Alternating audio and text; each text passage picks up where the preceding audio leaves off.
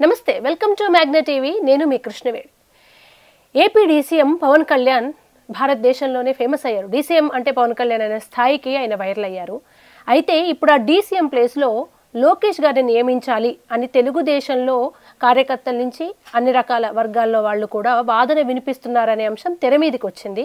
పవన్ కళ్యాణ్ గారి పట్ల అసహనం లేదా లోకేష్ గారి పట్ల అభిమానం, కారణాలు ఏదైనా ఆయన డీసీఎం చేయాలనే వాదన తెర మీదకి వచ్చింది. దీనికి కారణాలు ఏమై ఉంటాయి, ఎంతవరకు సాధ్యం అవ్వచ్చు, ఇటువంటి విషయాలు తెలియజేయడానికి ఈరోజు మనతో పాటు ప్రముఖ అనలిస్ట్ కృష్ణకుమార్ గారు ఉన్నారు. ఆలస్యం చేయకుండా మేడంతో మాట్లాడదాం. నమస్తే మేడం.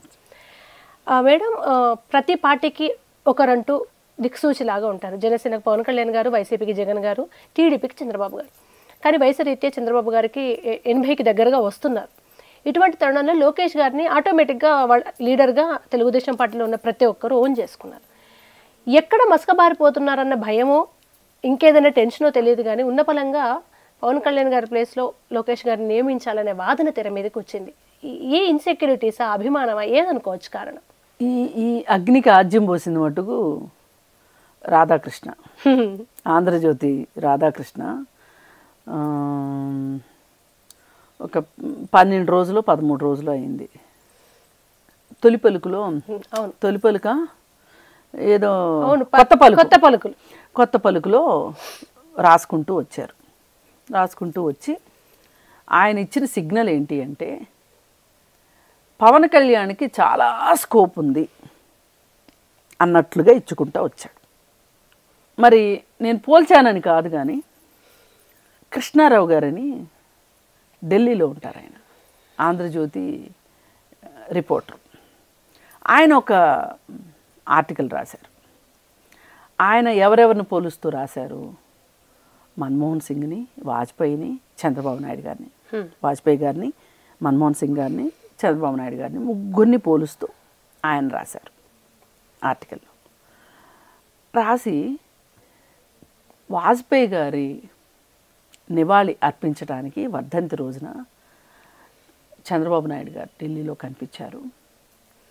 ఆ పొద్దున్న సమయంలో ఢిల్లీ చలిలో అందరూ స్వెట్టర్లు, మఫ్లర్లు కట్టుకుని అత్యంత జాగ్రత్తగా వస్తే చంద్రబాబు నాయుడు గారు అదే దుస్తుల్లో వచ్చారు, అందరికంటే ముందే వచ్చారు. నేను అడిగాను, ఏం సార్ చలి వేయట్లేదా అంటే, ఈ చలిని మించిన సమస్యల్లో ఉన్నాను, నేను పోరాడుతున్నాను, అందుకని నాకు చలి గురించి బాధ లేదు అన్నారు.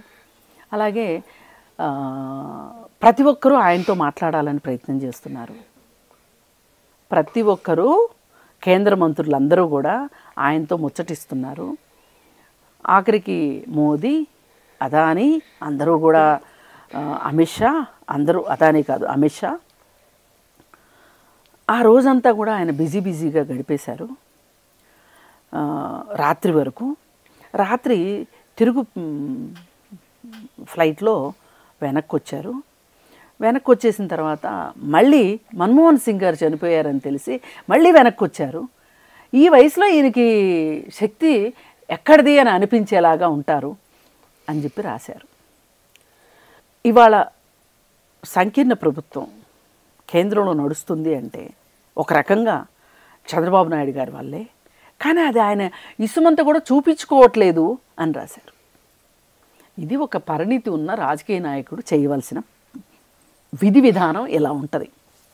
మరి ఇలా ఉన్న ఈ పరిస్థితుల్లో తెలుగుదేశం పార్టీ, చంద్రబాబు నాయుడు గారు ఆంధ్రాని ఆయన చేతిలో ఉంది, నడిపించుకుంటున్నారు.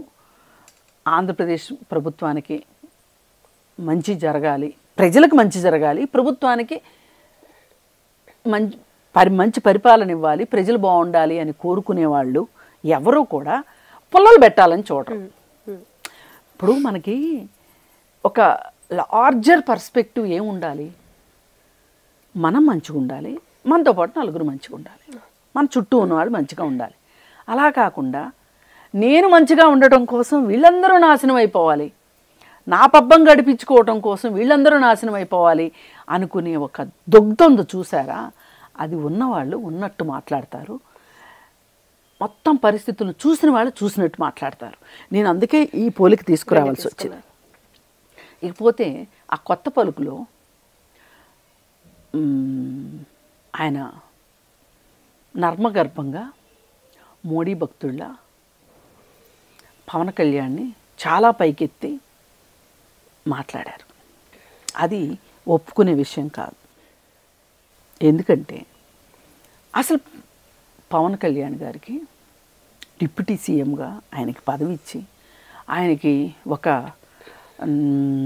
4-5 పోర్ట్ఫోలియోలు ఇచ్చి ఆయనకు అంత చేస్తే ఆయన ఒక సరి అయిన పని ఈ రోజుకి ఏం చేశారు ఒక డిప్యూటీ సీఎంగా, ఒక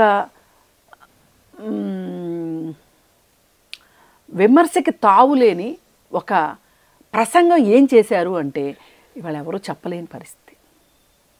ఎందుకంటున్నా అంటే అనిత గారి గురించి మీరే మాట్లాడతారు, అవునా? అందరూ తిట్టిపోశారు. అప్పుడు నువ్వెందుకు అలా మాట్లాడతావు?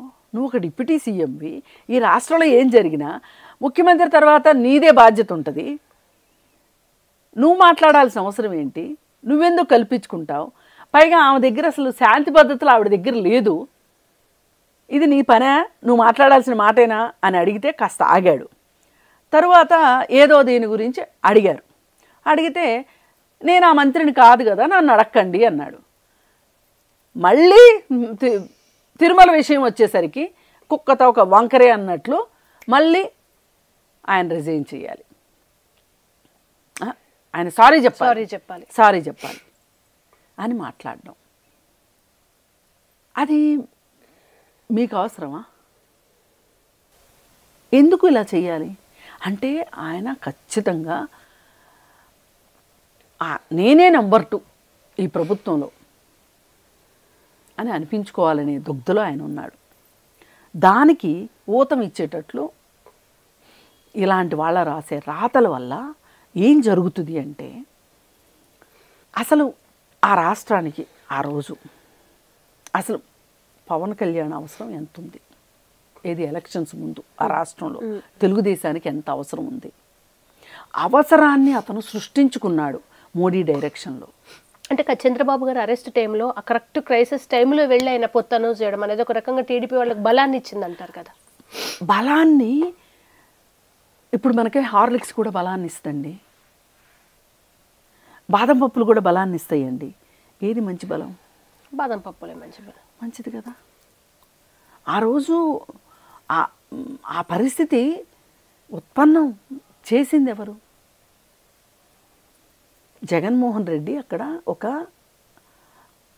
తంతు మాత్రమే, డైరెక్షన్ మొత్తం ఢిల్లీదే. చంద్రబాబు నాయుడిని దారికి తెచ్చుకోవటానికి చేసిన నాటకం అది. ఆ రోజు మీరు చూడండి, అప్పటి వరకు 2 చోట్ల పోటీ చేసి 2 చోట్ల ఓడిపోయిన పవన్ కళ్యాణ్కి 5 సంవత్సరాల్లో ఇంత ఇమేజ్ వచ్చిందా? ఆయన నేను ఓట్లు చీలిపోనివ్వను అని ఒక పాట పాడేసేసి ఆయన ఎన్ని సీట్లు తీసుకున్నాడు? అంత బలం ఉందా పవన్ కళ్యాణ్కి? కానీ 100% స్ట్రైక్ రేట్ అంటారు కదా. అవును, మరి వస్తుంది, ఎందుకు రాదు? మరి అసలు బీజేపీకి అన్ని సీట్ల బలం ఉందా ఆంధ్రప్రదేశ్లో? వాళ్ళ ఓటింగ్ శాతం ఎంత? వీళ్ళు ఎడారిలో ఓడమాదిరి, గుడారంలోకి దూరిన ఓడమాదిరి తెలుగుదేశంలోకి దూరేసేసి వీళ్ళు చాలా సీట్లు వీళ్ళు తీసుకున్నారు. ఇప్పుడు అందరూ మాట్లాడుకునేది ఏంటి? 175 సీట్లు. 175 సీట్లకి 164 సీట్లు వచ్చినాయి కూటమికి. వచ్చినప్పుడు తెలుగుదేశం వాళ్ళు పోటీ చేసిన వాటిలో కొన్నిట్లో ఓడిపోయారు. ఆ 11 సీట్లలో నాకు గుర్తున్నంత వరకు ఒక బీజేపీ ఒకటి ఓడిపోతే 10 దాకా. రీజన్ ఏంటి ఇక్కడ అంటే జనసేన వాళ్ళు గెలిచిన సీట్లన్నిట్లో వాళ్ళ ఓటింగ్ శాతం ఎంత? తెలుగుదేశం వాళ్ళ ఓటింగ్ శాతం ఎంత? తెలుగుదేశం వాళ్ళు పూర్తిగా ఓట్ని ట్రాన్స్ఫర్ చేశారు. అంటే జనసేన వాళ్ళు చేయలేదని నేను అనట్లా, వాళ్ళకున్న ఓట్ని వాళ్ళు ట్రాన్స్ఫర్ చేశారు మనం నిక్కచ్చిగా మాట్లాడుకుంటే. కానీ సీట్లు తీసుకునే విషయంలోనే వాళ్ళు తెలుగుదేశం పార్టీ బాగా బలంగా ఉన్న సీట్లు తీసుకున్నారు. ఎంత బాగా ఉంటే అంత ఓటు ట్రాన్స్ఫర్ అవుతుంది. వీళ్ళందరికీ కల్పించిన భ్రమ ఏంటి? ఒక చిత్త భ్రమ అనుకోండి, లేకపోతే నిజమైన భ్రమ అనుకోండి, లేకపోతే సరి అయిన భ్రమ అనుకోండి. ఏంటి? పవన్ కళ్యాణ్ లేకపోతే 2014లో పవన్ కళ్యాణ్ ఈయన కలిసి ఉంటే ఓట్లు చీలలేదు కాబట్టి చంద్రబాబు నాయుడు గారు గెలిచారు. 2019లో విడివిడిగా పోటీ చేశారు కాబట్టి ఓడిపోయారు. ఇదే తారక మంత్రాన్ని పెట్టుకున్నారు తప్పితే అసలు జనాల్లో జగన్మోహన్ రెడ్డి పలుకుబడి తగ్గిపోయింది. ఎలా అయినా గెలుస్తారు తెలుగుదేశం వాళ్ళు అనే ఒక ఉద్దేశాన్ని తెలుగుదేశం పార్టీ శ్రేణులకి కల్పించనివ్వకుండా ఒక రకంగా చంద్రబాబు నాయుడు గారు కూడా నేను పొత్తు ధర్మం అని ఆయన వెళ్ళారు. వెళ్ళటం వల్ల తెలుగుదేశం పార్టీ సీట్లు ఓట్లు మొత్తం పవన్ కళ్యాణ్కి వెళ్ళినాయి. అది 100% స్ట్రైక్ రేట్. అంటే ఇప్పుడు నువ్వు పోటీ చేసింది తక్కువ స్థానాలు, నీకు స్ట్రైక్ రేట్ అలా ఉండటం పెద్ద విచిత్రం ఏమీ కాదు. ఇప్పుడు ఆ పోటీ చేసిన వాళ్ళు కూడా పవన్ కళ్యాణ్ అభ్యర్థులు ఎవరైతే ఉన్నారో వాళ్ళ గెలుపు కోసం అప్పటి వరకు పార్టీలో పనిచేసి 5 సంవత్సరాల పాటు కేసులు పెట్టించుకుని ఆస్తులు అమ్ముకుని పార్టీలో పనిచేసిన వాళ్ళని చాలామంది నోటికాడ కూడు తీసి పవన్ కళ్యాణ్కి పెట్టారు పొత్తు ధర్మం అని. దీనివల్ల తెలుగుదేశం పార్టీకి చాలా నష్టం. అయినా కానీ వాళ్ళు ఏంటి, ఈ జగన్మోహన్ రెడ్డిని ఇంటికి పంపించాలి అంటే మనం ఈ మాత్రం త్యాగం చెయ్యాలి అని వాళ్ళు సిద్ధపడ్డారు. గెలిపే లక్ష్యంగా పెట్టుకున్నారు. నాలాంటి వాళ్ళు ఉన్నారు. నేను తెలుగుదేశం కాదు, వైసీపీ కాదు, జనసేన కాదు, నేను కమ్యూనిస్ట్ పార్టీ. అక్కడ నాకు బలం లేదు, నేను ఒక నిర్ణాయక శక్తిని కాదు, నేనేం చేయాలి? అలాంటప్పుడు జగన్మోహన్ రెడ్డిని ఆ రాష్ట్రం నుంచి అధికారం నుంచి తప్పించాలి అంటే నేను జగన్మోహన్ రెడ్డికి వ్యతిరేకంగా మాట్లాడితే ఎవరికి ప్లస్ అవుతుంది? అది కూటమికే ప్లస్ అవుతుంది. ఆ సందర్భంలో చాలామంది నేను తెలుగుదేశం అనుకున్నారు.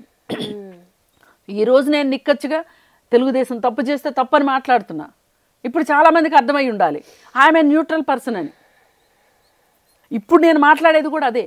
నేను న్యూట్రల్గానే అన్ని వైపుల నుంచి ఆలోచించే ఇది అంతా ఇలా చేయడం వెనక అరే ఎడారిలో వంట అన్నది ఎవరు ఏంటి అంటే ఎడారి మొత్తం తెలుగుదేశం పార్టీ అయితే చంద్రబాబు నాయుడు గారు అక్కడ గుడారం వేసుకుని కూర్చుంటే మోడీ వచ్చి ఒంటిలాగా వచ్చి నాకు కొంచెం కాలు అని మొదలెట్టి కొంచెం చెయ్యి అని మొదలెట్టి ఈయన్నే బయటికి నెట్టి గుడారంలోకి ఒంటి దూరింది అన్న చందంగా మోడీ చేస్తున్నాడు ఈ నాటకం అంతా. లేకపోతే పవన్ కళ్యాణ్కి ఇంత ధైర్యం ఎక్కడి నుంచి వస్తుంది? ఎందుకు మాట్లాడుతున్నట్లు? ఈ భయాన్ని ఇదంతా మోడీ నాటకం అన్నట్లుగా మోడీయే చేస్తున్నాడు అన్నట్లుగా మాట్లాడుకోకుండా ఆయన ప్రతినిధిగా రాధాకృష్ణ ఆర్టికల్ రాయడం ఇది ఒక రకంగా తెలుగుదేశం శ్రేణుల్లో ఒక గుబులను రగిలించటం, రేకెత్తించడం, ఒక ఇన్సెక్యూరిటీని స్టార్ట్ చేయించటం. ఈ ఇన్సెక్యూరిటీ స్టార్ట్ అయితే అంతర్గత పోరు మొదలైతే ఇప్పుడు రేపు పొద్దున పవన్ కళ్యాణ్ని సీఎం చేయాలని మోడీకి ఉందేమో, దానికి ఇలాంటి అవుట్ సైడ్ నుంచి కాస్త ఏమైనా వేస్తున్నారేమో అని ఎందుకు అనుకోకూడదు? ఇక్కడ లోకేష్ డిప్యూటీ సీఎం అయినంత మాత్రాన ఈ సమస్యకి పరిష్కారం దొరకదు. అంటే రాధాకృష్ణ గారి వ్యూహం అనుకోవచ్చు. ఆయన ఎప్పుడు తెలుగుదేశం మంచి కోరే వ్యక్తిగా బహిరంగంగా అందరికి తెలిసిన విషయమే కదా. కానీ ఇలా కొంచెం వ్యూహంతో పార్టీ కార్యకర్తలు రెచ్చగొట్టి కొంచెం మళ్ళీ ఇటువైపు మళ్లించాలని చూస్తున్నారా? ఎందుకో చెప్పమంటారా? ఆయనకి మొన్న ఆయన ముందు వారం కొత్త పలుకులు ఆ విధంగా రాస్తే ఆ తర్వాత తిరుపతి వ్యవహారం జరిగింది. తిరుపతి వ్యవహారంలో ఎవరైతే ఆయన ప్రత్యర్థి మీడియా ఓనర్ కదా ఇచ్చింది, టీటీడీ బోర్డు చైర్మన్, ఆ అక్క ఖచ్చితంగా కనిపించింది అక్కడ. అదే చాలా మందిలో వినిపిస్తున్న వాదన కూడా. చాలా క్లియర్గా కనిపించింది. అప్పటి నుంచి కొంచెం టర్న్ పెన్ను కొంచెం యూటర్న్ తీసుకుందేమో.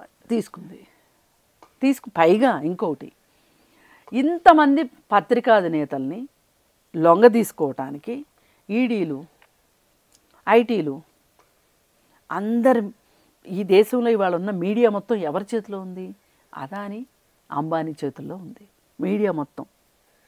ఆ మీడియా సంస్థల్లో పనిచేయలేని వాళ్ళు, రవీష్ కుమార్ గారు లాంటి వాళ్ళు ఇవాళ యూట్యూబ్ మీద ఆధారపడాల్సిన పరిస్థితి వచ్చింది. మీడియాలో ఉండక తప్పని పరిస్థితి, కానీ ఆ మీడియా హౌసుల్లో పనిచేయలేని పరిస్థితి. ఇప్పుడు రాజ్దీప్ సర్దేశాయ్ కావచ్చు, ఇంకొకరు కావచ్చు, ఇవాళ ఎవరైనా పోరాటం చేస్తున్నారు అంటే ఇండిపెండెంట్ జర్నలిస్టులు మాత్రమే పోరాటం చేయగలుగుతున్నారు మోడీ గురించి. ఎంప్లాయీలుగా ఉన్న వాళ్ళు చేయలేకపోతున్నారు. మరి ఈ పెద్ద మనిషి మీద ఈ రోజుకి ఏమీ ఎందుకు జరగలేదు? అంటే రాధాకృష్ణ గారిలో అవినీతి లేదా? ఆయన వ్యాపార సామ్రాజ్యంలో తప్పులు లేవా? ఎవరినైనా లొంగ తీసుకోవటానికి వాడే ఈడీని, ఐటీని ఆయన మీద ఎందుకు ప్రయోగించట్లేదు? మోడీ ప్రయోజనాల్ని ఈయన కాపాడుతున్నాడు కాబట్టి ఈయన ప్రయోజనాలను ఆయన కాపాడుతున్నాడు. ఇప్పుడు కావాల్సింది ఏంటి అంటే సౌత్లో పాగా వేయటం కోసం ఎన్ని పిల్లి మొగ్గలు వేయాలో అన్ని పిల్లి మొగ్గలు వేస్తున్నారు వాళ్ళు కేంద్రం నుంచి. వాళ్ళు ఈరోజు ఎప్పటికైనా వాళ్ళ లక్ష్యం ఆంధ్రప్రదేశ్లో పవన్ కళ్యాణ్ అనే ఒక షిండేలా వాడుకుని, మహారాష్ట్రలో ఏం చేశారో చూసాం కదా, చెయ్యాలనే ఉద్దేశమే ఉంది తప్పితే వేరే ఏమీ కాదు. కాకపోతే ఇంకొంచెం సామ్రాజ్యకాంక్ష, ఇంకొంచెం ఏమంటాము, సామ్రాజ్యకాంక్ష కూడా కాదు, పదవీకాంక్షని పవన్ కళ్యాణ్లో రగిలించి ఏదో ఒక రోజు పవన్ కళ్యాణ్ని అడ్డం పెట్టుకుని ఆంధ్రప్రదేశ్ని కైవసం చేసుకోవాలన్న ఉద్దేశం మోడీకి ఉంది. అందుకే టీడీపీ శ్రేణుల్లో ఒక ఒత్తిడిని తీసుకుని వస్తే రాధాకృష్ణ ద్వారా ఈ అంతర్గత పోరులో నుంచి ఆయన కూడా డిప్యూటీ సీఎం కావాలి అనే ఒక దీన్ని తీసుకొని వచ్చి ఆ పార్టీలోని లోకలకులు వచ్చేలాగా చేసి తెలుగుదేశం పార్టీని అస్థిరపరచడానికి ఇవన్నీ జరుగుతున్నాయి.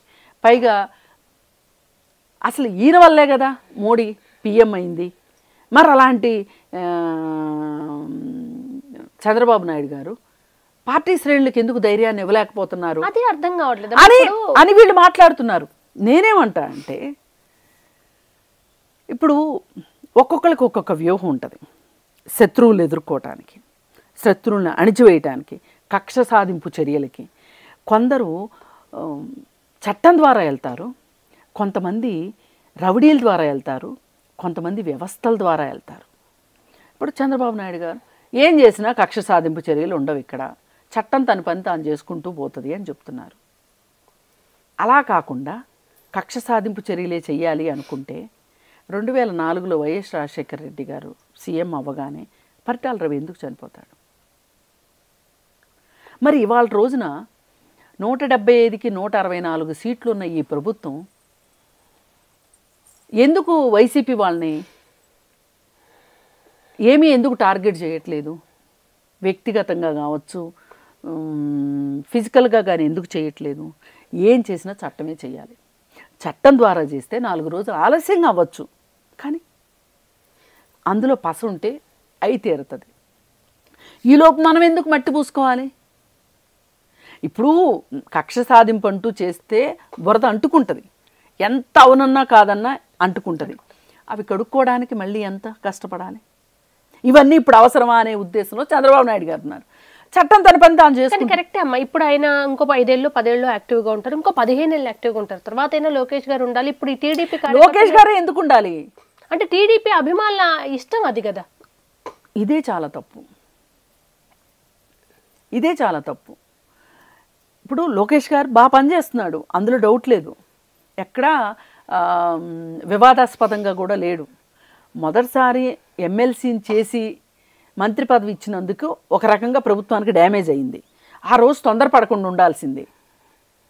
ఈవేళ అసలు లోకేష్ తొందరపడట్లేదు, చూడండి మీరు కావాలంటే. చాలా పరిణితి ఉన్న నాయకుడిలాగా అతను దిద్దుకుంటున్నాడు, తీర్చిదిద్దుకుంటున్నాడు. మనం గమనిస్తే అనవసరంగా ఎక్కడ మాట్లాడట్లా. ఇప్పుడు పవన్ కళ్యాణ్ మాట్లాడినట్టు మాట్లాడట్లా. ఏం లోకేష్ మాట్లాడితే ఎవరిని వద్దంటారా? చెప్పండి, ఎవరైనా వద్దంటారా? మాట్లాడేవాడి దగ్గరికి మైకులు వెళ్తాయి కదా, మైకుల దగ్గరికి వాళ్ళు రావక్కర్లా, మైకులే వాళ్ళ దగ్గరికి వెళ్తాయి కదా. మాట్లాడాలంటే ఎంతసేపు? ఎందుకు మాట్లాడట్లా? ఆచితూచే వ్యవహారం అక్కడ కనిపిస్తుంది. పవన్ కళ్యాణ్ దగ్గర అది లేదు. ఎంత త్వరగా తను పాపులర్ అవ్వాలని చూస్తున్నాడు. ఇక్కడ ఈ గేమ్ అతను పాపులర్ అవ్వాలని కొంతమంది కోరికగా కూడా ఉంది. అందుకని ఇవన్నీ కాదు, ఈవేళ ఆ రాష్ట్రానికి కావాల్సింది డిప్యూటీ సీఎంలు మారరా, ఇవి కాదు ఆ రాష్ట్రానికి కావాల్సింది. ఇవాళ ఆ రాష్ట్రానికి కావాల్సింది ఏంటంటే పెట్టుబడులు వరద రావాలి, సంస్థలు రావాలి, ఒక కొత్త వరవడి రావాలి, అమరావతి పూర్తి కావాలి, పోలవరం పూర్తి కావాలి, అంతర్జాతీయ పెట్టుబడులు రావాలి, సంస్థలు రావాలి, అక్కడ ఉపాధి పెరగాలి. అన్నిటికన్నా ముఖ్యంగా ఉపాధి పెరగడం ద్వారా ప్రజల్లో కొనుగోలు శక్తి రావాలి. ఈ ఉపాధి వల్ల ఉత్పాదకతలు రావటం వల్ల సంపద సృష్టించబడాలి. ఆ వేలో పనిచేయాలి తప్పితే మనం ఈ రామాయణంలో పిడకల వేటలాగా ఎవరెక్కువ పవర్ఫుల్, ఎవరికి ఎక్కువ మాటలు ఎక్కువ వస్తున్నాయి, ఎవరి మాట సాగుతుంది, ఇవన్నీ నా దృష్టిలో ఒక రాజకీయ నాయకులు మాత్రమే మాట్లాడతారు. ఇట్లా రాజనీతిజ్ఞులు మాట్లాడరు. ఇవాళ ఈ దేశంలో ఉన్న కొరతే ఇది. స్టేట్స్మెన్ లేరు. ఈ రోజుకి వాజ్పేయిని ఎందుకు గుర్తు చేసుకుంటున్నాం మనం?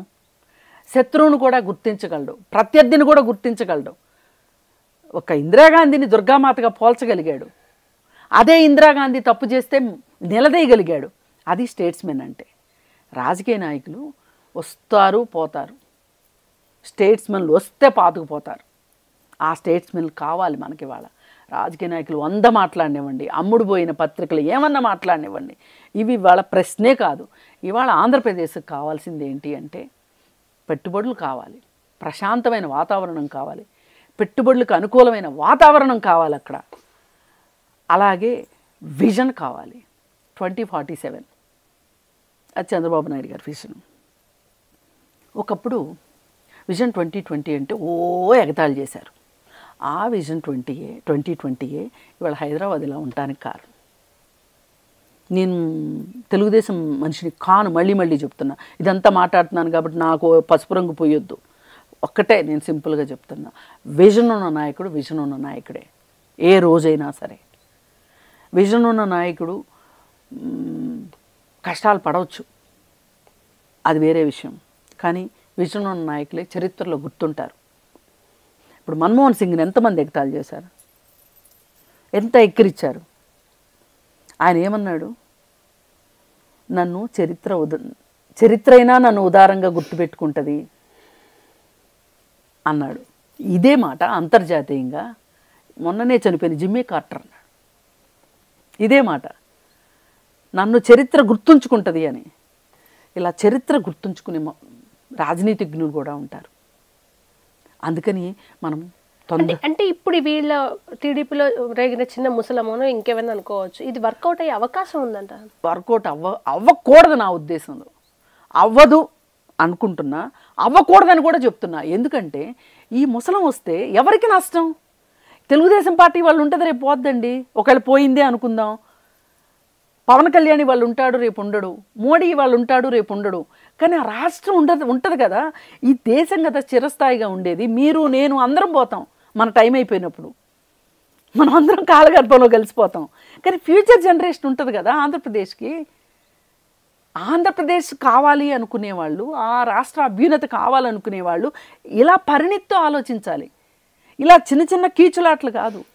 ఇవాళ పవన్ కళ్యాణ్కి పేరు వస్తుంది, ఫేమ్ వచ్చేస్తుంది, ఆయన వాగాడంబరంగా మాట్లాడుతున్నారు అంటే అది ఆ రాష్ట్రానికి ఎంతవరకు ఉపయోగమా కాదా?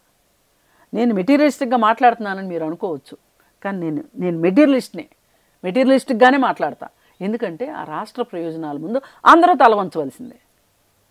ఆ రోజు చాలామంది చెప్పారు పొత్తొద్దని చంద్రబాబు నాయుడు గారికి, ఇండియా కూటమిలోకి రమ్మన్నారు. ఆ రోజు నన్ను ఆదుకున్నారు వాళ్ళు. ఇంకొకటి, ఆయన మళ్ళీ గెలిస్తే నా రాష్ట్రం ఏమైపోద్ది? నేను ఇండియా కూటమిలో ఉండి గెలిచినా మళ్ళీ మోడీ ప్రధాని అయితే నా రాష్ట్రం పరిస్థితి ఏంటని ఆలోచించింది చంద్రబాబు నాయుడు గారు. అది తప్పను. ఆవేళ రాష్ట్రం ఉన్న పరిస్థితికి అలా ఆలోచించాడు. నిజంగా ఆయన కనుక ఇండియా కూటమికి వచ్చున్నట్లయితే గనక అసలు మోడీ పిఎంఏ అయ్యేవాడు కాదు. ఇది వాస్తవం. అందుకని మనము దీర్ఘకాలిక ప్రయోజనాలు ఆశించగలిగినప్పుడు మన వ్యవహార శైలి ఒకలా ఉంటుంది. మనం తాత్కాలికంగా ప్రెస్లో వచ్చేసామా, మీడియాలో వచ్చేసామా, అనితని తిట్టామా, లేకపోతే బిఆర్ నాయుడిని క్షమాపణ చెప్పమన్నామా, అది చేసామా, ఇది చేసా, ఎవరైనా చెప్తారు. ఇదైనా ఆన్సరబుల్, ప్రజలు ఎన్నుకున్నప్పుడు తప్పు చేసినప్పుడు మనం ఆన్సరబుల్గా ఉండాలి, నిజాయితీగా ఉండాలి, తప్పు చేస్తే క్షమాపణ, అదొక లీడర్ క్వాలిటీగానే ప్రొజెక్ట్ అవుతుంది కదా మనం చూసే వాళ్ళకి. పవన్ కళ్యాణ్ రబ్బా తన కూటమిలో ఉన్నా కూడా తప్పును తప్పుగా చెప్తున్నాడు, ఒకరి మీద నెట్టివేయట్లేదు, నేపాల్ ఏవి యాక్సెప్ట్ చేస్తున్నాడు అనేది, జవాబుదారీతనం అనేది పవన్ కళ్యాణ్ గారు ఎక్కువ చూపుతున్నారు అనే వాదన ఉంది కదా. నేను కాదనట్లా, కానీ ఆయన శాఖల్లో ఆ మార్క్ వేసుకుంటున్నారా లేదా అది చెప్పండి. అదే జవాబుదారీతనం అంటున్నారు. అది జవాబుదారీతనం. ఆయన ర్యాండమ్గా మాట్లాడటం గొప్ప కాదు. ఇప్పుడు నేనున్నానండి, నేను ర్యాండమ్గా ఎన్నైనా మాట్లాడతాను, నాకు ఒక బాధ్యత లేదు కాబట్టి. కానీ ఆయన అట్లా కాదు కదా. ఇప్పుడు అధికారంలో ఉన్న వాళ్ళని నేను బాధ్యతారహితంగా ఉండమని నేను చెప్పను, కానీ మనం మాట్లాడే మాట మన ఇమేజ్ని పెంచుకోవడానికి మనం ఒక డామినేటింగ్ ఫోర్స్ లాగా చూపించడానికి కనిపిస్తుందా, దాని వెనక ఒక లక్ష్యం ఉందా, ప్రయోజనం ఉందా, ఏం ఆశించి ఆయన ఇలా చేస్తున్నారు, 2 రోజులు వార్తల్లో రావటానికి చేస్తున్నారా? ఇప్పుడు ఆ రోజు అనితని హోమ్ మినిస్టర్ని మాట్లాడినప్పుడు అనిత గారిని నేను ఎవరైనా ప్రశ్నిస్తా, నా విధానమే అది అనే ఉద్దేశం కనుక ఆయనకుంటే, తర్వాత ఇంకేదో సందర్భంలో అడిగినప్పుడు నాదా శాఖ కాదు అని చెప్పి ఎందుకన్నాడు మరి ఆయన? చెప్పండి. ఇప్పుడు టీటీడీ బోర్డు గురించి ఎందుకు మాట్లాడాల్సి వచ్చింది? సీఎం ఉన్నాడుగా మాట్లాడడానికి, ఈయన ఎందుకు ఛాన్స్ తీసుకుంటున్నాడు అంటే ఇందుకే టీడీపీ శ్రేణుల్లో ఒక ఆందోళన స్టార్ట్ అయింది. ఈ ఆందోళన స్టార్ట్ అవ్వటానికి ఇది ఇప్పుడు టీటీడీ అనేది ఇది ఎవరు ఊహించలా. దానికంటే ముందే ఆయన అంకురార్పణ చేసేసాడు కొత్త పలుకులో. ఆయన అంకురార్పణ చేసి ఒక మంట రాజేసిన దాంట్లో అనుకోకుండా ఈ దుర్ఘటన జరిగింది, ఈ ఆజ్యం పడింది. అది ఆయనకే తెలియకపోవచ్చు.